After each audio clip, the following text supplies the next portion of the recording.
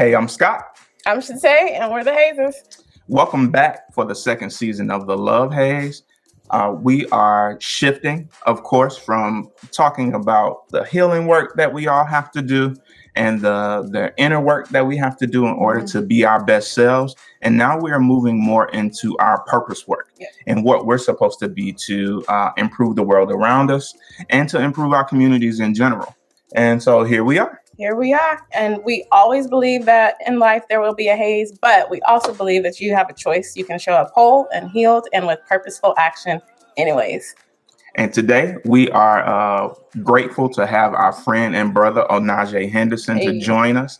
He is 1/3 of the partnership group of ZuCot Gallery in Atlanta, Georgia. He's also the gallery director. Onaje is a community educator, and he shares his love of art collecting through ZuCot's art tasting series, and also through some student education that they do. Onaje is also one of my best friends for over 20 years. We went to Tuskegee together, and even though he's an alpha, I still let him rock out. He's my boy. Welcome, Onaje. Also, whatever. Thank you for having me. I'm glad to be here. Thank you all. Thanks for joining, man. We appreciate you. We're just going to jump right in. Absolutely. This is my question to ask always because it's one of my favorites. It's really interesting just reading up on like your bio and on what you did in college and then right after college to like what you are doing now. So I'd love to hear just more about that, like how you got started.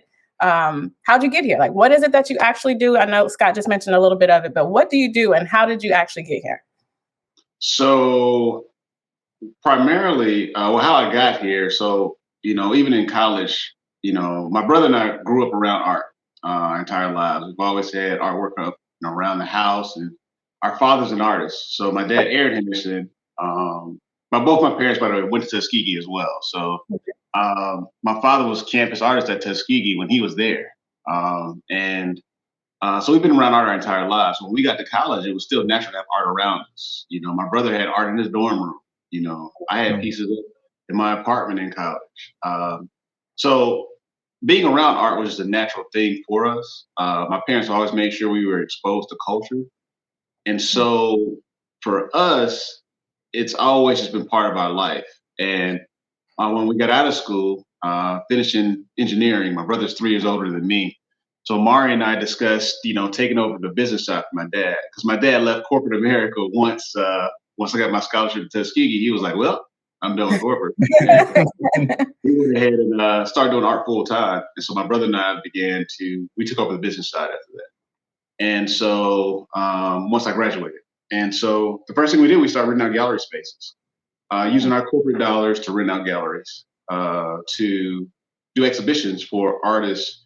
It started out just being friends of my father, other artists that are, a lot of them well known now, but back then they were also still, still working on getting the acclaim that they gratefully have some of them have received now.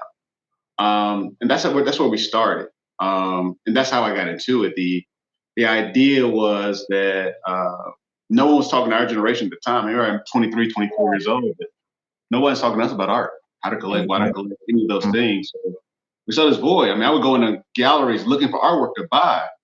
And, people kind of play you a little bit. Like, this doesn't make any sense. I can afford the work here. No one even speaks to you when you come in. So all those things kind of forced me to, when me and my brother, we just began to think more and more about it and recognize this need. So we're like, look, why don't our friends collect?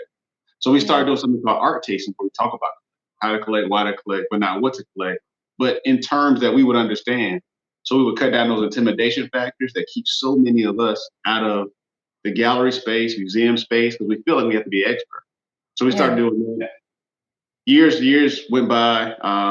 We were under the company named Premier Art at the time.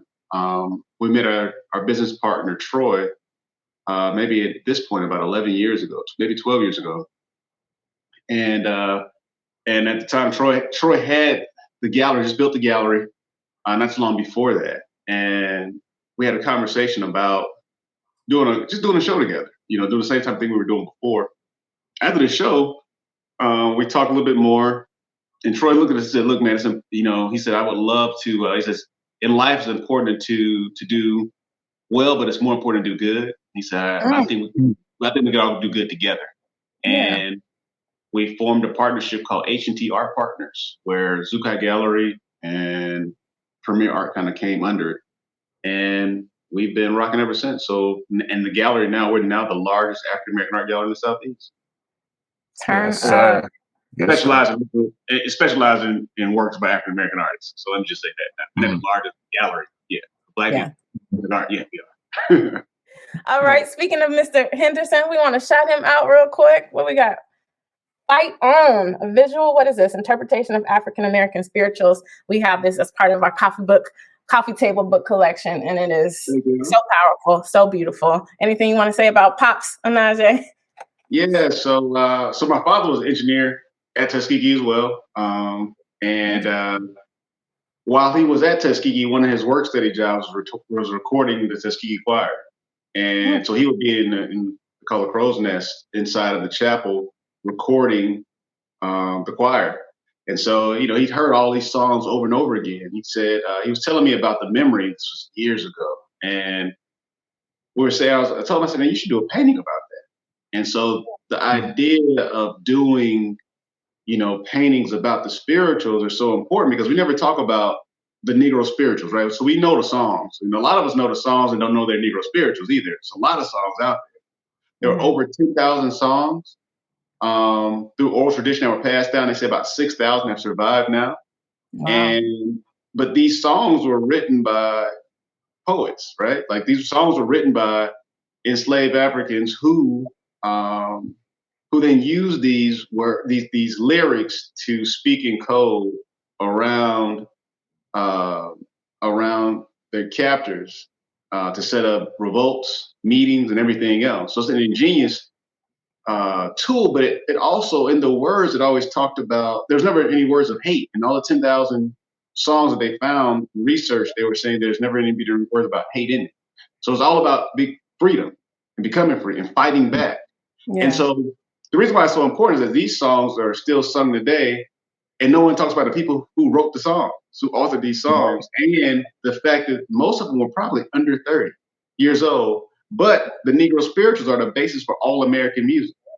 And so the fact that we don't pay homage to these people is pretty sad, or that we don't even know the history about that. So he wanted to shine a light on that. So he also had contributors to the book as well. So speaking about some of that history that I just mentioned, is scholars, professors who've also written inside the book, curators who've written inside the book, that also share their take on the Negro spirituals. Mm-hmm. And my father did about 4 years of research before really getting into the series. And so it's over 60 paintings in the series. The average size of a piece is about 40 by 60. So framed out about 5 feet by 6 feet. So these paintings are huge. And he just wanted to show that. And so it's funny, he used a number of models, but he wanted to use, like in that book, you'll see friends of ours and everything else, from family friends to, because he was saying, the people didn't look any different than us, Right. Absolutely. And so he just wanted to also highlight like the types of cloth that was worn and tell the story. And so I know a lot of us say we're tired of these slave stories, but what we don't get is that we're descendants of people they could not kill, and the strength from them are why we're here now. And so it's not talking about the slavery part. It's more talking about the people and resilience that it took to get us to where we are now. So sometimes by not highlighting that piece of it, we're almost doing a disservice to ourselves and allowing others to forget what happened and how we overcame it and how quickly we've gotten to where we are now in this country.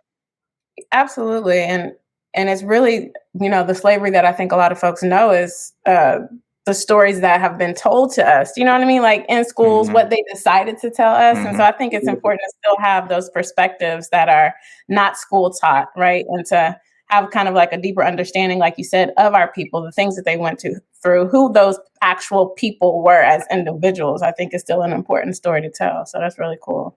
Right, and without minus the white savior and the fact that we were constantly fighting back and revolting all the time. And so it wasn't just Harriet Tubman, you know. Yeah.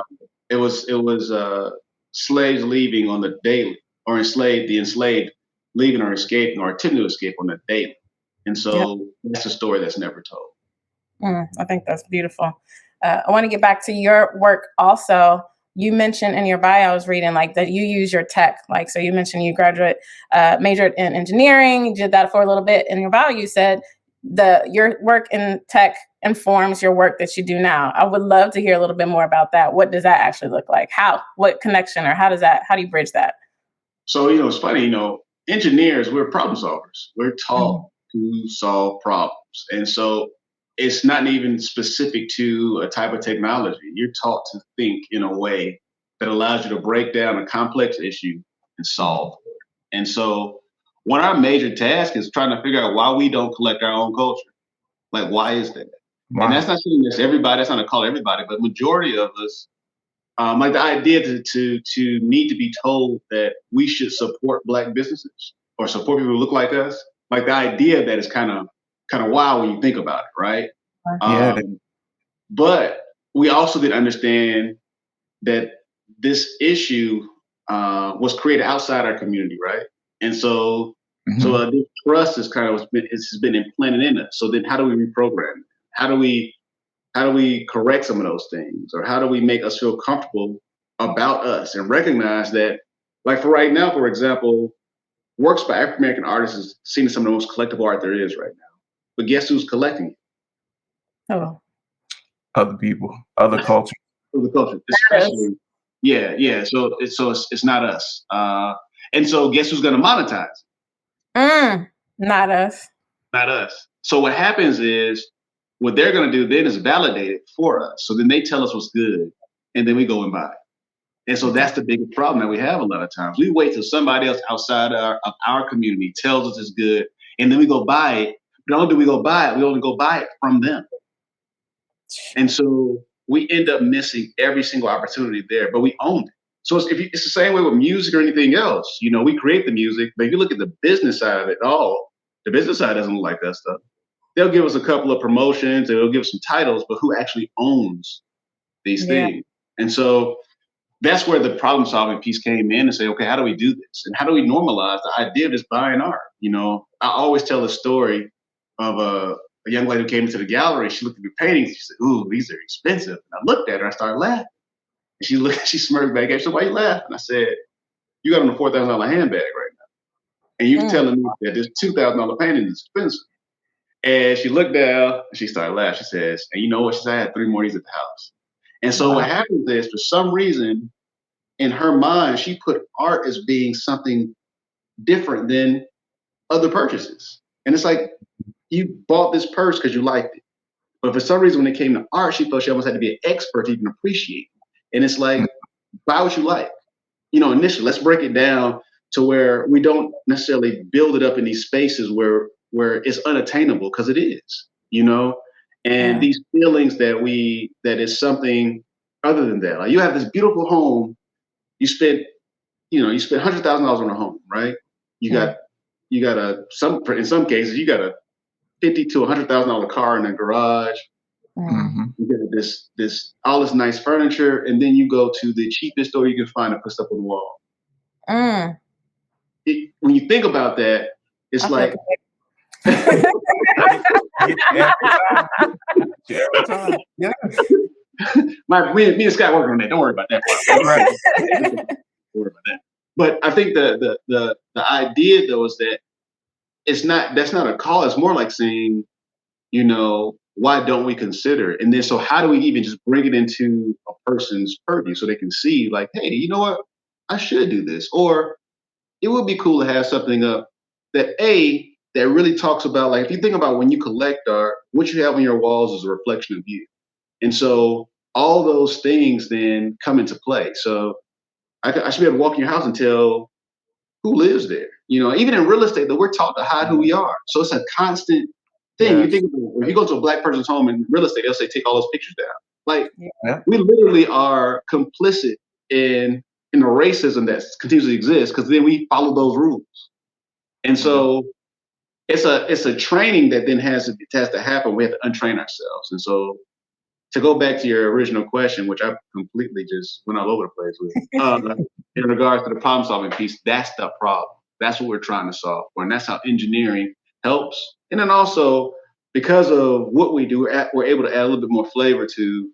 We don't want to be we don't want to be a traditional gallery. So the idea of being able to disrupt this space, and saying, okay, this is how traditional galleries work. When I say traditional, I'm talking about what we would know as traditional as most of the white galleries you may go to in Atlanta, for example, where, somebody's at the front desk, they don't really speak, when you come in, or just the traditional galleries you think of, right? Like, people don't really speak to you unless they assume you're about to buy something, or there's not a lot of community outreach, or there's not a lot of education there, or you feel as if it's not okay to ask questions. So we said, okay, well, how do we make people feel comfortable when they come in? And I think even as a Black business, there's certain things that other businesses can get away with that we can't. So you can go into other businesses and nobody speaks to you at a gallery. You think, oh, that's how galleries are. Let me be sitting behind that desk at the gallery and not speak when somebody comes in. A Black person. Mm-hmm. It's a different response, right? So we have to understand us too. If our market base, if our client base is, let's say, 80% African American, then we also then need to change these rules, or this design, or this model, and make it for us. Yeah. So the music we play is going to be different.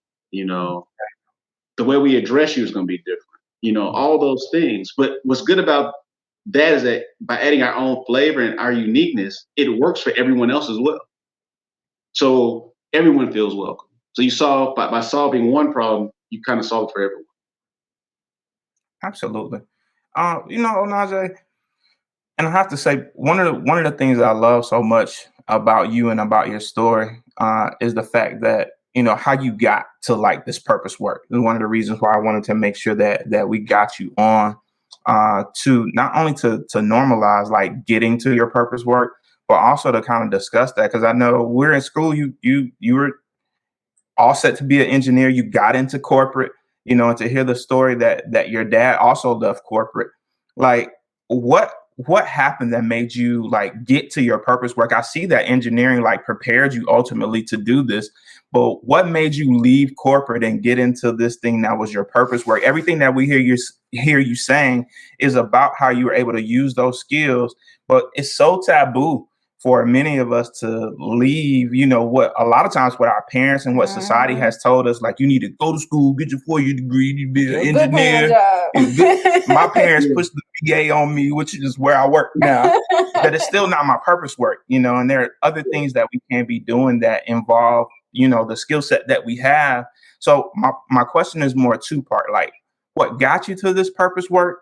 And then how has the work impacted your life? So I think what got me here, number one, is that I made a deal with myself in corporate. Even when I went to corporate, I said the golden handcuffs will never get me.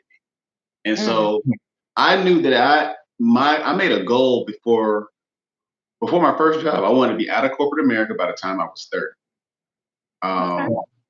And doesn't mean that I would never go back. It doesn't mean that I wouldn't consult on. Doesn't mean I do other things, but I wanted to be in control. I mean, I sat back and watched, you sit back and watch your parents and how they don't like what they do. They don't like their jobs. And you start looking at different things. I remember I had a Nissan Sentra. And I remember some of my frat brothers, they used to joke with me about that Sentra because, I was in consulting, making good money. And I was like, but I was making plans even back then, though. So I was like, but I park it in the garage of my house, right? So I did things in order. So first I bought a house. Then I bought my first painting. Then I bought a couch. Like, it's like my priorities were kind of different from the very beginning. I kind of mapped it out, just knowing that there's some areas I wanted to get in. Now, initially, the way we fell into just doing exhibitions in general is because, we're watching our dad on the road and everything else, traveling around, all that kind of stuff. We were like, look, man, we gotta figure this thing out, right? And so it became, from an engineering standpoint, it became really interesting. Okay, how do we do this? Like, how can we make this work? Yeah. But I've also always kind of been interested in the awakening of Black folks, right? Like, Come on, awakening. And how do we and how does that happen? And it's like we're as a group, we're like a sleeping giant who have no idea how powerful we are, but everyone else does. That's why you see like stuff like storming the Capitol and everything else. There's a fear of us that we don't even recognize. And so how do you create spaces that are unapologetically Black? And why when things are unapologetically Black, they are somehow offensive to others when they can have unapologetically whatever spaces and feel comfortable. For a lot of times for us, we'll have these spaces and we'll be like, man, it ain't nothing but us in here. Black people use terms like we need diversity. And it's like, you saying we need white people is what you're saying? So that interest has always been one of mine. And so I think recognizing when you're selling work and looking how it changes people's lives, having a piece in their home, that's what really gets me. Being able to meet all different types of people, and and the art business has been able to take us, literally to other parts of the world, and I like the idea of being able to connect with people. We wear these masks all the time in our corporate settings. I think it's cool because it allows me to see us, so I can take the biggest corporate executive, but at some point, there's certain things about us that's very unique to us, right? So I might be able to talk about something. We might be sitting up talking. Next thing you know, like everybody can talk about it. I don't know, collard greens or something. Like we're gonna bring up something that brings you back to that Blackness, and it takes that mask away, and it allows us to have a real conversation about who you are, and that part is interesting to me as well.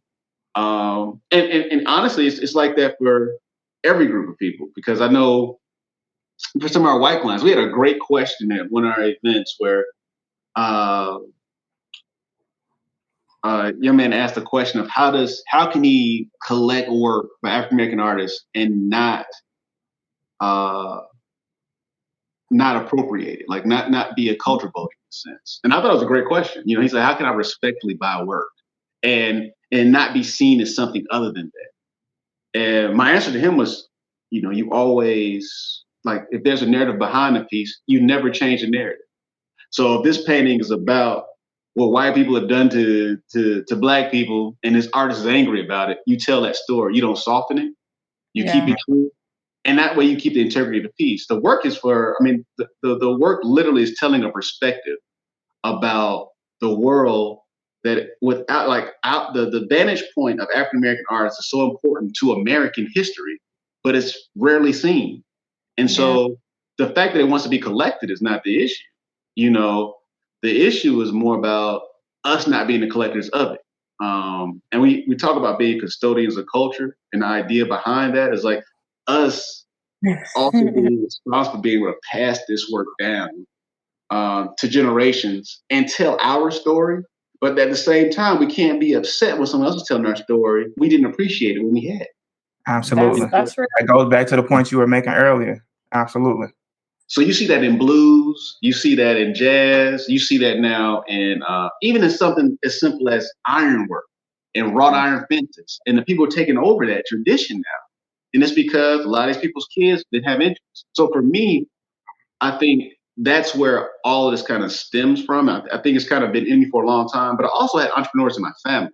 Yeah. So my uncle and aunt have an engineering firm, or they just sold it, had an engineering firm in Huntsville, Alabama. And so I did my very first job when I was 15. In the summertime, I went to Huntsville and worked for them, 14, and worked for them at their company.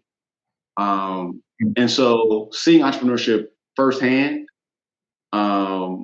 made me really understand, okay, so I don't have to work for other people. I do understand, though, that engineering will give me the best footing, because at the end of the day, I'm always engineering. I can go back and there's a minimum salary that I will never see, right? But there's a price point that degree holds, that if I ever need anything, it can handle that part for me. So I can go, if I need to, I can go back to work for a few months, stack up some more cash, and go do my next idea. And so I think for me, part of it is that so the community work, being able to work with children, being able to work with adults, and being able to maybe recognize both Black and other how dope we are as a people. That we do have a story to tell, and to be able to add a almost like a volume button on it, so we can turn it up, so people can actually hear it and see it. And so, and that we're really at this point in our business, we're now about the volume piece now. So when I say that, I mean whether it be the articles or news programs or publishing books. That's the area that we're getting into this space now, because we now have a responsibility now to grow. And I think COVID has taught us a lot of that in regards to being able to expand, or the need to expand. So COVID has taught us to really reach way past Atlanta, of course, and now expand the business in so many other ways.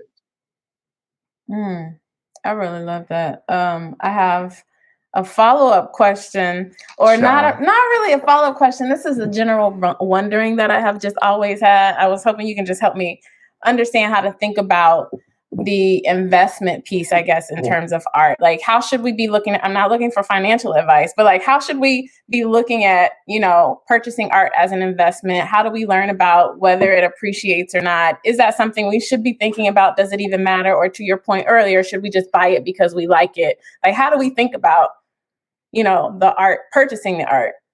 I think the best way to initially start collecting, you buy what you like. I think that's where we talk about normalizing the prices, because when someone buys that custom suit or that handbag or whatever, they're not thinking about, when I get rid of it, can I make some money off of it? They think about, I'm going to enjoy this piece. I'm going to enjoy this work. You do have people out there who collect for investment purposes, but that's a little bit further down the line, right? Like, initially, it's like, what do I like? And it's not about what even matches my couch, because guess what? That painting's going to outlive that couch.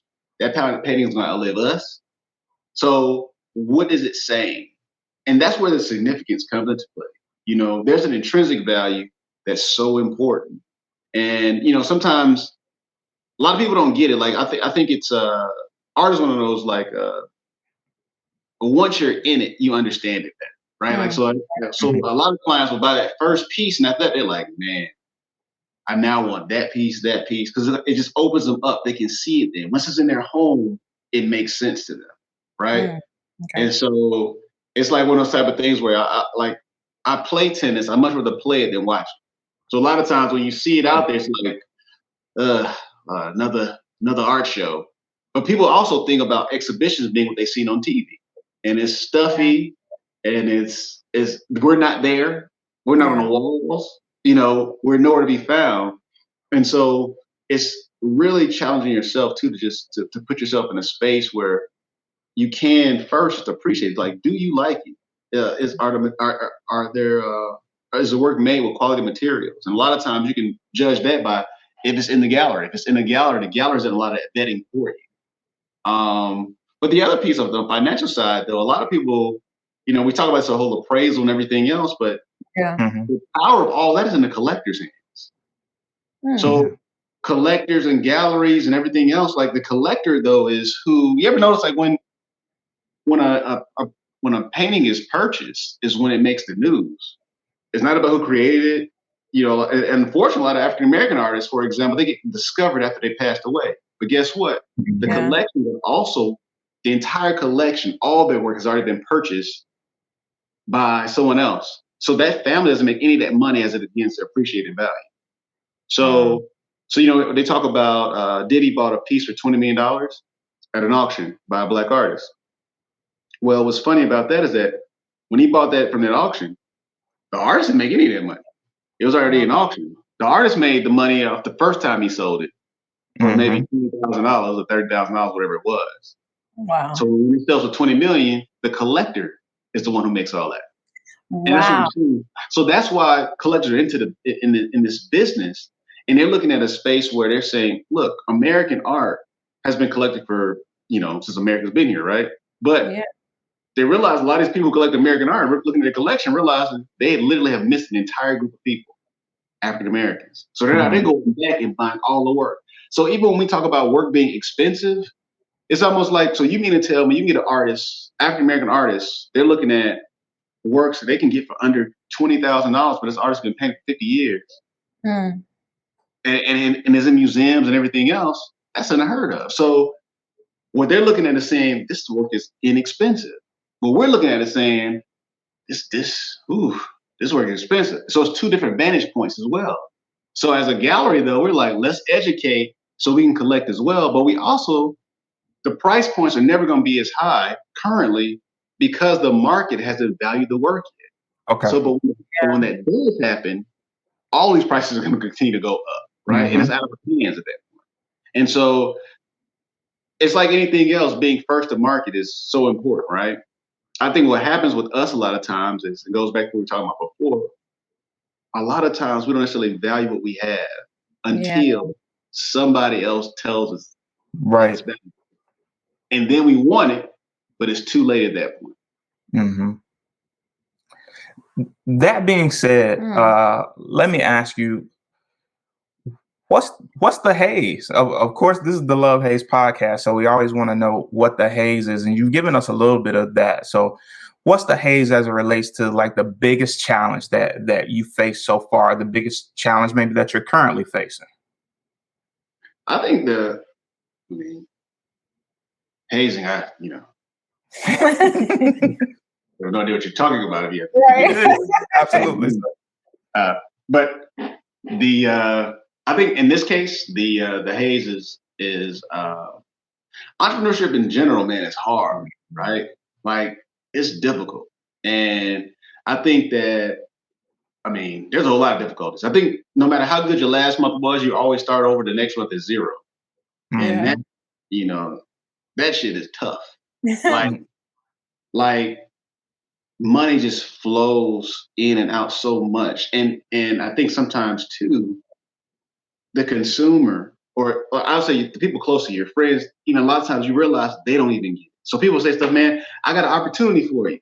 And it's like, this is not an opportunity for me. This is an opportunity for you. Like, this is not right. And it's costing me money to do it.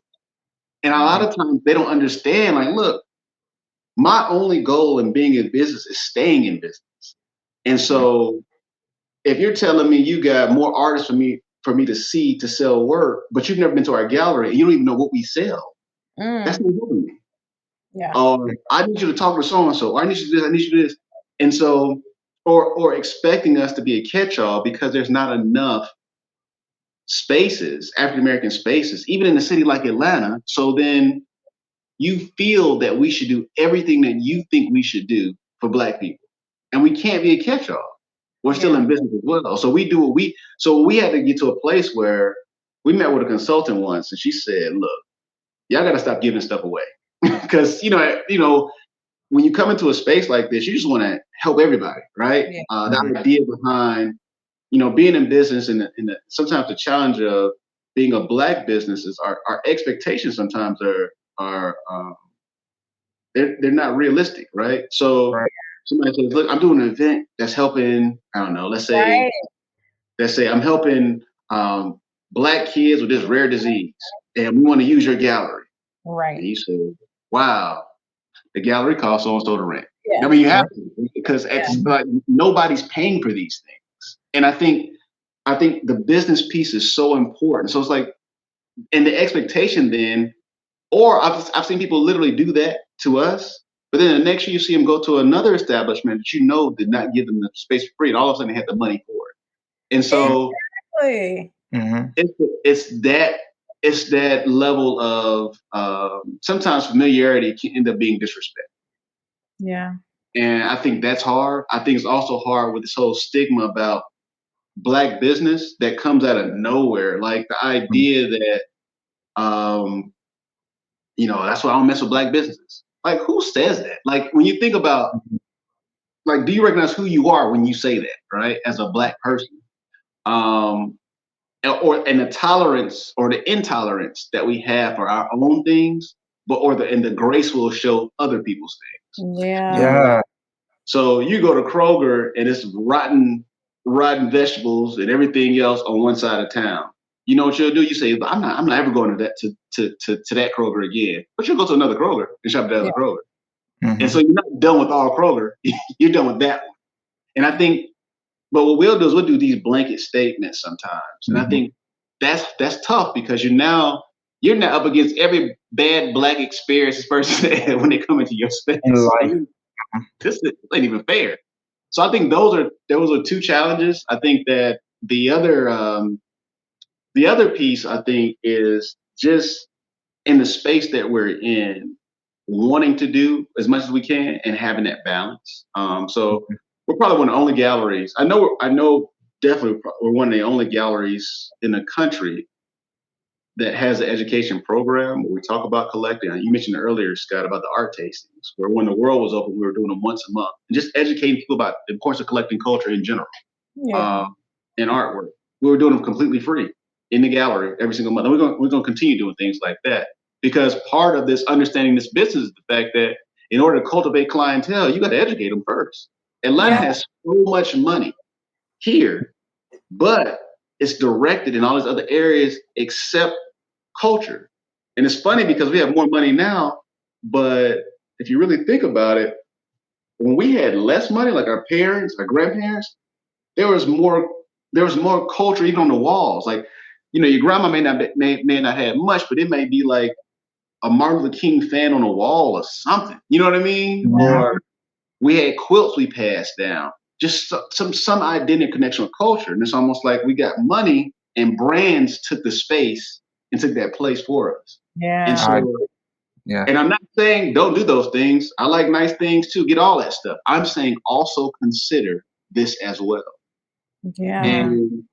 And so we're just saying to include and add this also to that list of things, those needs, those wants, and recognize sometimes and be able to call yourself out when you put this value into this bucket. Okay, so why do I really love this? Yeah. Right. Versus am I being told to buy this? Mm-hmm. And so it's really about becoming more of an individual. Like, I like this piece, and because I like this piece, I'm going to buy this piece, and not because I heard so and so rap about it, write about it, whatever. Right? I am the validator. I validate what I like. Yes, I like that. There's a lot to unpack there. I'm trying to sit with, but it's all really true. Made me think about my mom, who's been had a tax business on the side of her corporate job for like as long as I can remember, and she talks literally every single year. We talk about how friends, church members, whoever in our community will come and want their taxes done for like next to nothing, but then might have gone before or after her and paid like H&R Block, however much they charge for it. But she's always just talking about, I don't understand why they expect me to just work for them for free just because, we're skin folk. Exactly. It's that familiarity piece. But don't get me wrong, Atlanta has been great to us as well. And I think what we found is that once you educate people, though, like, it's just a slow walk sometimes, right? So it's like, it's a slow walk and I think you have to be prepared for that piece of it. The education piece is so important, and so the good thing is that because, like you mentioned, Shatay, like, because you know that going in, it's not a surprise to you. So you figure out ways to work through that. So you figure out a nice way to say no, or you explain why no is a no. And a lot of times people will be like, man, you know what? My bad, man. I'm just trying to get a good deal. And you know what I mean? Like, it's like, just say that. You know what I mean? But so it's just walking people into it so they understand that perspective. So it's the patience piece that is so important. So I think that grace is twofold, right? So like, you have grace, and we have grace, and we can at some point we can understand one another. And and so for that very reason, we have people who come in and say, man, I've been wanting to come to this gallery for for a year now, and I'm glad I can make it in. And they'll say things like, it's something about the energy in this space, and I love the way I feel when I come in here. And Yeah. even if it's aspirational, like I can't wait till I one day can collect from here, or I came in here and I want to get my whole house done now. So we have the gamut of collectors that come into the gallery. But number one is everyone gets treated with respect, no matter where you are, but also understanding then that a gallery is not a museum either. So a gallery is where you come to shop for artwork. Right.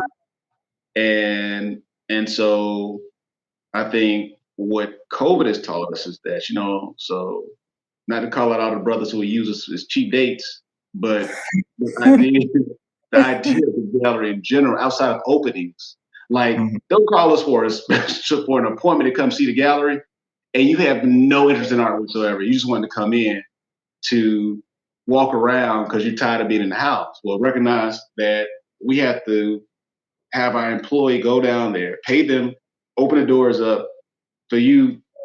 I've had clients in there literally who said, honestly, we just came here. We just left. They had just left like a bar, and they wanted to just come and hang out a little bit longer. We like, so we got, because COVID made us recognize a lot of things. So we are by appointment only now. And that doesn't mean that if you come in, you need to be buying something. It's more like, but we want clients who are interested. And I think what it allows us to do is hone in on who our client base is. And so open exhibitions, everyone's welcome to, and all that good stuff when the world opens back up. But we're going to really change our model and just focus on those who want to learn more, understand it more, and who want to collect. And I think that so I guess what I'm saying is the Hayes taught us lessons in business. So they're not necessarily negative things. I mean, it's kind of like for those who may have participated in illegal activities in college or pledging and things like that they shouldn't have. Right. I'm sure they learned something out of it as well. Absolutely, bro. Yeah. Absolutely. I have another follow-up question real quick. It's so interesting to me. I know this is a broad question, so let me try to narrow it down, be as specific as I can. Or what should someone expect, or how can you set the expectations for someone who might be buying their first piece? Like what price range should they be expecting to pay if they are for the very first time considering a piece of art? And I know that could be literally anything, but what's a good range for a first time buyer? I would say in the gallery, if you say in the gallery, it really depends on the client, because so even the word like expensive is different for everyone, right? So like we may have a client who bought their first piece from us, but in buying their first piece, they bought 6 pieces, right? And they may have totaled thousands upon $1,000. Yeah, I can tell you the range of work starts at about $1,000 and goes up to about $40,000-$50,000 for a piece. okay. And so, I would say come in mind with, I would say the first thing you got to do is visit, just come look at the work, come see the work, And so, and we get a lot of that. Like we get a lot of appointments where people just come in initially just to look, A lot of us have never been in spaces where you can see ourselves on the walls, So that's what I'm saying in that slow walk with the client. That's part of it, that is worth us coming out and meeting with clients and having these conversations with. That's what it is, that's part of the business. And so working with them to get to those spaces or get to those points, so they understand it, they appreciate it. And then, and I would say, $1,000 to our average sale is probably going to be around, for let's say a size piece that is, let's say 22 by 30 unframed, because work comes framed. So if you add about a foot dimension to each, so a piece that is, let's say 34 by 42 total, one size piece, where they range anywhere between they can range anywhere between maybe 5,000 and 10,000. Okay, that's helpful. Yeah, but we also do things because, you know, coming into the business. I remember back when I first bought my house back in the day, you could buy a couch from Rooms to Go for like 14 months. So a lot of people don't know there's payment plans for artwork, right? I've never heard that before. Oh yeah, most galleries do it. Most galleries do. They don't advertise it, but yeah, like you can pay over time. Now you don't have 14 months. You got 3 months, but you can break it down and pay for it over time. So most galleries will do that for you. Works that are over $4,500, $5,000. We also have our installation team come out and install it for you. So they come out and will hang the work for you, and then we also, so when you buy a piece of work, you also get something called a provenance, which is basically like the first certificate for a painting. So on it, it has, if it's been in other exhibitions, it's if it's one, if the artist has any awards or anything like that associated with a piece, all those things are listed, and then it's stamped with a seal from the gallery and signed by one of the gallery owners to let you know that this piece came from the gallery. Because you got to remember, with artwork, once again, that paperwork is so important, because let's just say the artist behind me, for example, one day is worth tons of, like the work itself is worth tons of money, years and years. Let's say she doesn't blow until 100 years from now, and your great-great-greats are saying, that's that picture, we've had that picture, that painting in the house forever. And they pull out this paperwork, and they can authenticate that piece is one back from that artist. That the estate then cannot say it's not one of theirs. You see what I'm saying? So that paperwork is just as important sometimes as the artwork itself.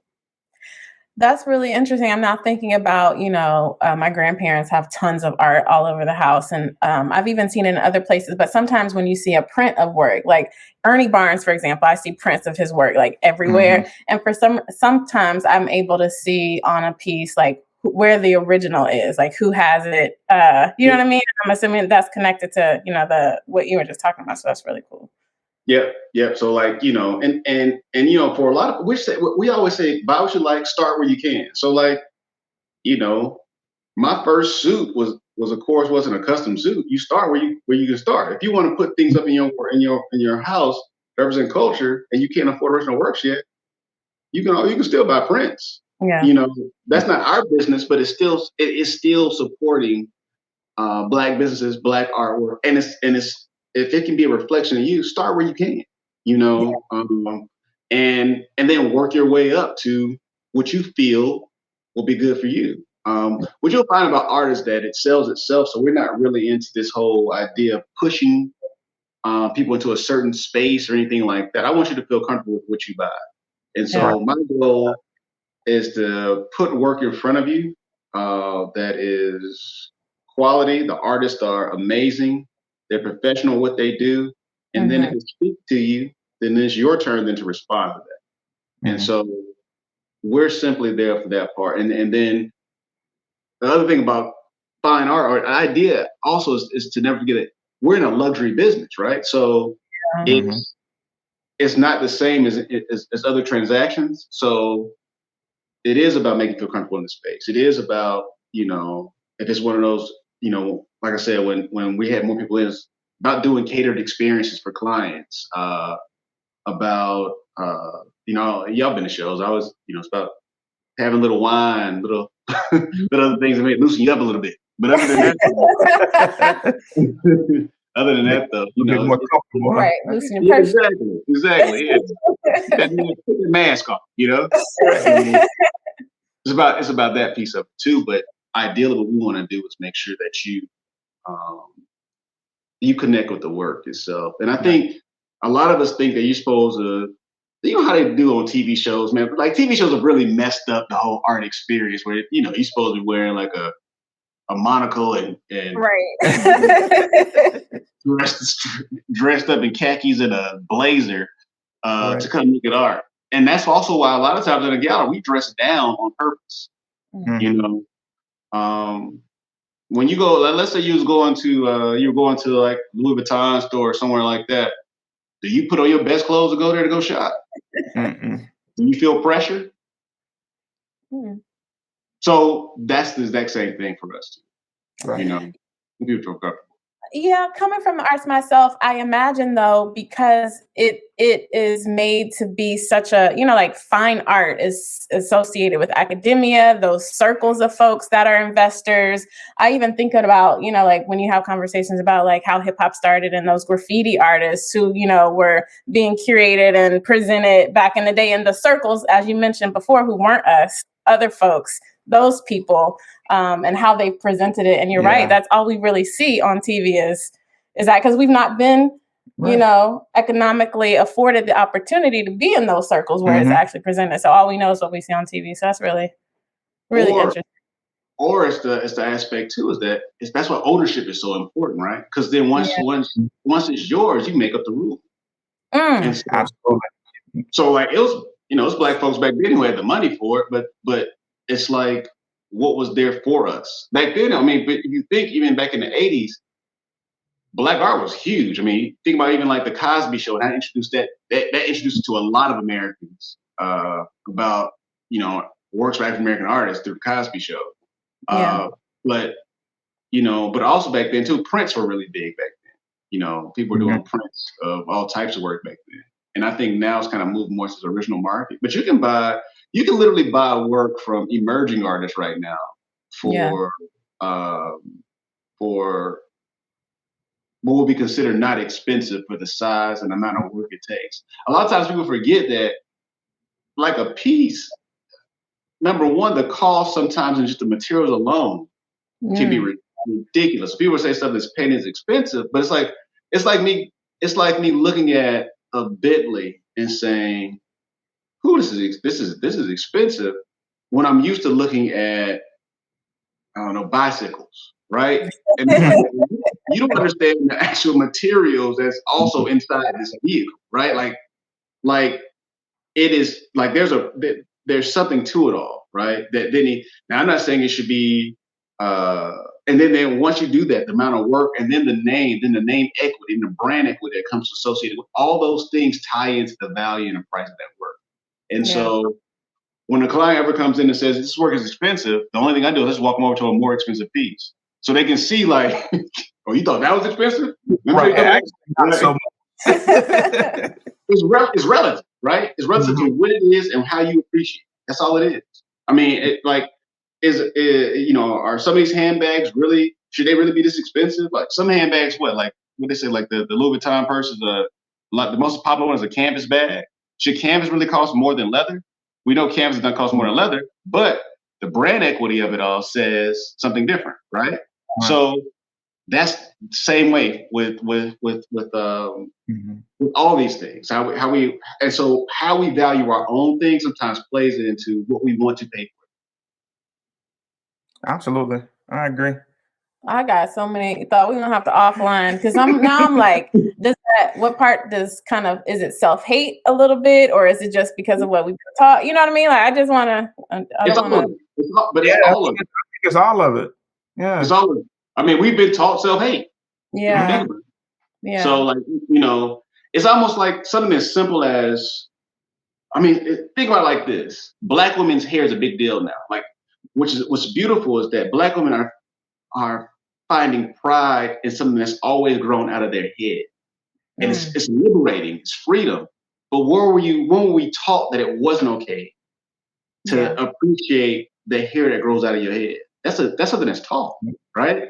Like, whether it be through first days of school where some kid called your hair nappy or something happened. And so like all those things, so it's great that we're coming to these moments now where we're beginning to appreciate us, but it's reprogramming is what we're really doing, because we were told prior to this not to appreciate these things. Right. I think a big part of like all of this is like the unlearning that we have to do. There's a certain amount of unlearning that we have to do, and a certain amount of responsibility that we all have to the culture to help facilitate that unlearning. That's a part of all of our different, types of purpose work and the things that we do. A follow-up question that I have, or the next question that I have, is really about what then becomes your biggest piece of advice for other people. I think that recognizing your voice, and I think we all have something to say, Yeah. Yes. and recognizing the importance of what you're led to say, and believing in it. And it does not mean that you go out and quit your job tomorrow. You know, Right. you build your plan. You Yep. know, and I think that I don't know. I think that a lot of us are afraid to be who we are, and that goes back to what you were talking about. You were talking about Shantae, like the idea of just being unapologetically Black. That does not mean rude. That does not mean offensive. It does all these other terms that we put on that. That just means that I am for me. One thing I learned a lesson one time. I went to we were invited to this event that was held by I forget the group. It was a Jewish organization that were having an event. It was jazz music, and they literally flew a jazz musician in from Israel to play at a home. And at the end of it, it was so funny because they were all. It was the same night of a celebration in the Jewish faith, and so guess what? You there? Guess what? You gonna participate too. Now I started thinking to myself, they are unapologetically who they are, right? And the freedom in that. And I was thinking to myself how a lot of times how we are, well, we'll be accommodating everybody else. We'll be like, hey, we're gonna do our ceremony once everybody leaves. You know how we'll do stuff like that? Or we'll be like, hey, we're gonna go ahead and wait. We're gonna do that later, because we got company. You see what I'm saying? But the idea though is that like you can be authentically you. There's a freedom to that. And I think with that freedom comes all those other things that maybe percolating in your head right now in regards to what your real purpose is. You got to get past that stuff first. That's Be a able word. to flat feet in it, standing flat foot in a space, and being able to say whatever that thing is. You better preach, Onaje. Yes. You know. Come on, So, flat foot in the space, in your truth, in your liberty, in your freedom. Yes. right. So I think that's what it's about.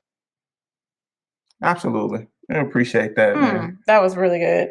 So then how can we help as a, I don't know, ZuCot, your work as the Hazes, as a community, what can we do to help support?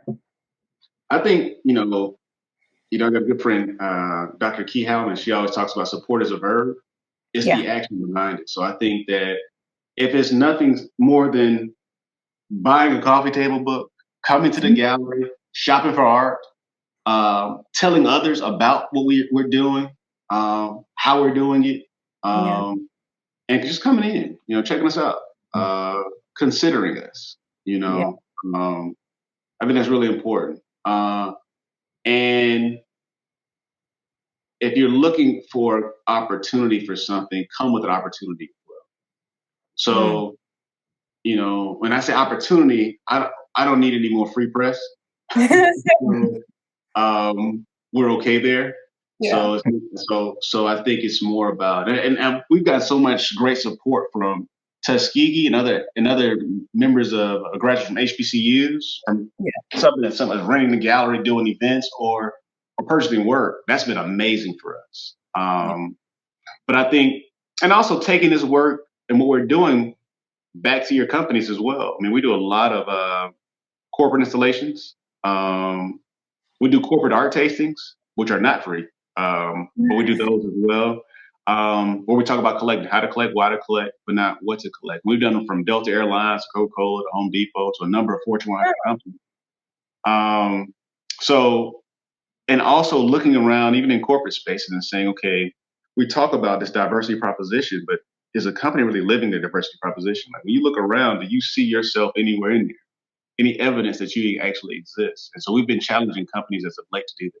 So for your listeners and your viewers, I would also encourage them to, possibly have that conversation, and consider us to come in and have that conversation. with your companies. I know we get real popular come next month. So, we're for Black History Month, we can definitely do some things there as well. So I look forward to it. I mean, I just appreciate it. I appreciate this opportunity. So this is in the verb space of support. So I appreciate it. Yeah, I think next on our list is we need to purchase. Absolutely. Shit, that's on my list too. And so I want to take this opportunity to ask you also, Onaje. So Shatay and I really love music. Everything that we do has a soundtrack to it. Yeah. You and I and her as well all had conversations about music. And so we do this segment called Music for the Moment. So we just want to ask you, like, what is your music for the moment? What does this feel like to you? What does your work feel like to you? What's your theme song? Yeah, what's your theme song? I got a couple. Like, if I'm trying to motivate myself,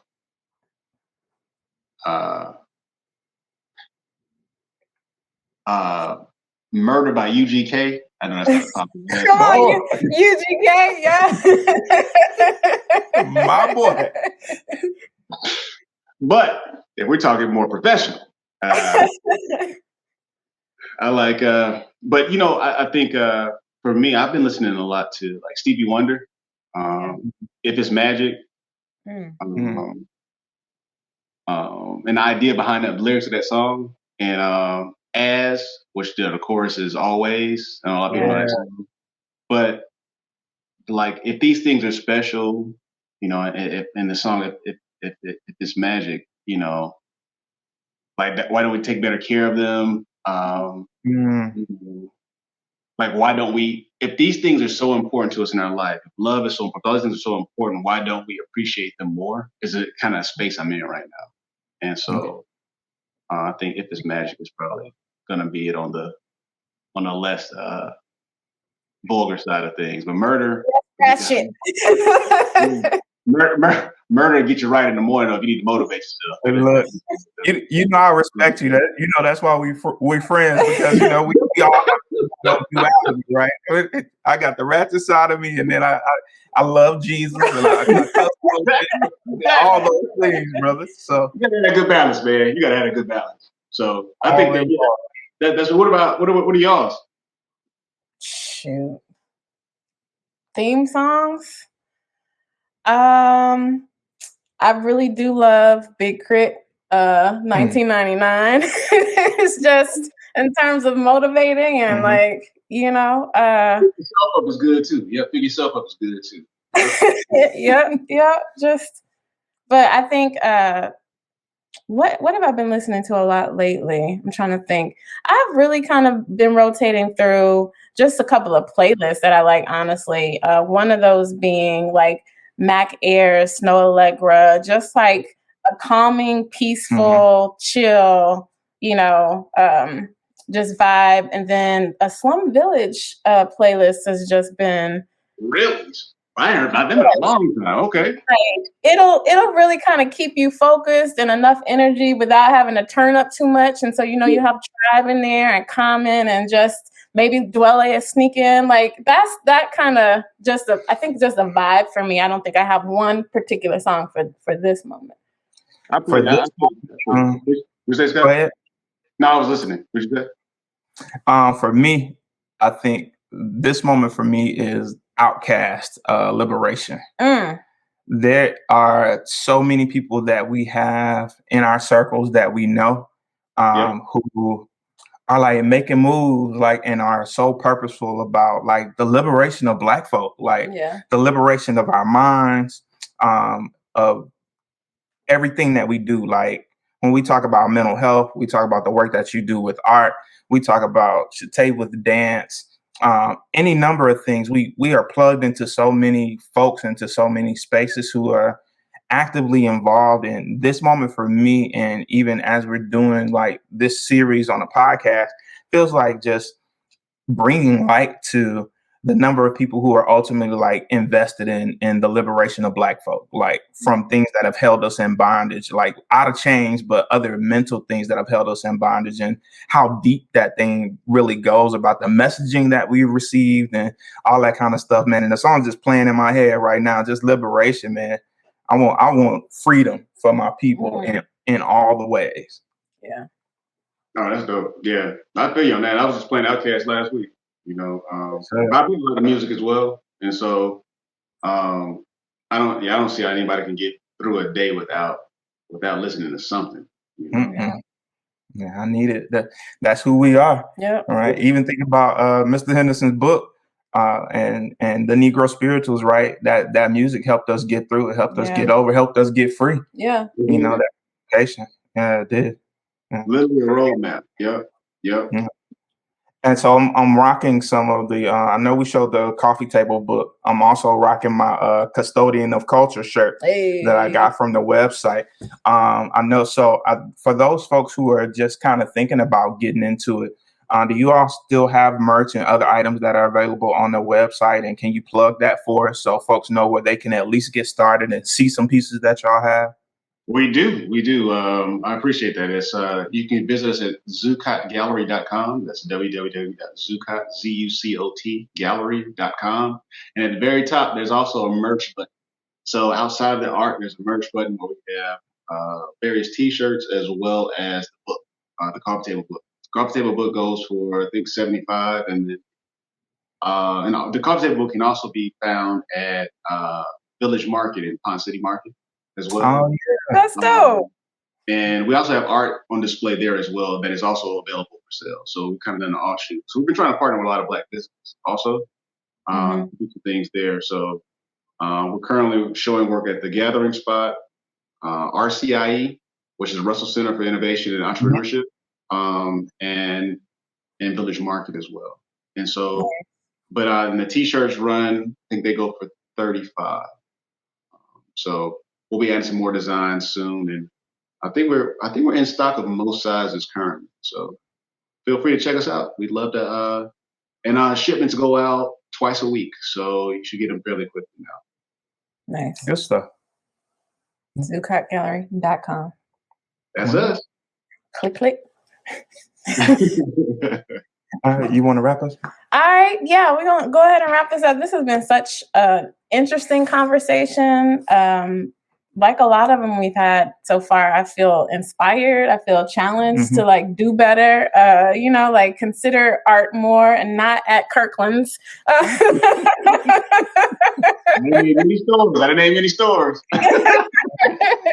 Onaje, we appreciate you. This has been such an interesting, a wonderful conversation. I really felt challenged to rethink, how I think about art and collecting and just have some really great next steps, I think. So again, thank you for joining us. It's been a pleasure having the conversation. And everyone else, thanks for joining us as well. And until next time, we challenge you to pull up to your purpose. Pull up, pull up, pull up, pull up, pull up.